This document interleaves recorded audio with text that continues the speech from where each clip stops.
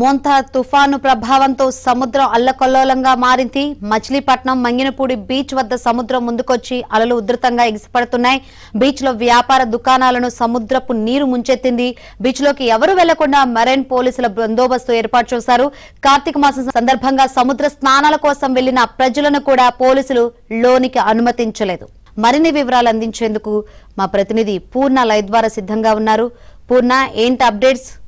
శంకరి తుఫాను ప్రభావంతో మొత్తం కూడా అటు కృష్ణా, గుంటూరు ఎన్టీఆర్ జిల్లాల కలెక్టర్లు మొత్తం కూడా అప్రమత్తమయ్యారని చెప్పుకోవచ్చు. మొత్తం కూడా సముద్ర తీర ప్రాంతం వెంబడి ఉన్న మొత్తం కూడా అధికారులు అప్రమత్తం చేయడంతో పాటు సముద్రం వద్ద ఎవరు కూడా వేటకోళ్లతో అని చెప్పి ఇప్పటికే ఆదేశాలు జారీ చేశారు. మరోపక్క మచిలీపట్నం వద్ద మంగినపూడి బ్రిడ్జి సముద్రం కొంచెం ముందుకు వచ్చిందని కూడా అటు అధికారులు కూడా చెప్తున్న పరిస్థితి నెలకొంది. అయితే అక్కడ ఎవరైతే ఉన్నారో అక్కడ ఈ కార్తీక మాసం సందర్భంగా మంగినపూడి బీచ్కి వెళ్ళే సందర్శకుల సంఖ్య ఎక్కువగా రావడంతో మొత్తం కూడా అక్కడ బీచ్ దగ్గర పోలీసులు కానీ అటు ఎస్పీ విద్యాసాగర్ అలాగే కలెక్టర్ ఆధ్వర్యంలో మొత్తం కూడా ప్రత్యేకమైన చర్యలు కూడా చేపట్టడం జరిగింది. ప్రధానంగా చూస్తే కనుక మచిలీపట్నం బీచ్లో కానీ మంగినపూడి బీచ్లో కానీ ఎవరిని కూడా అనుమతించిన పరిస్థితి కూడా నెలకొందని చెప్పుకోవచ్చు.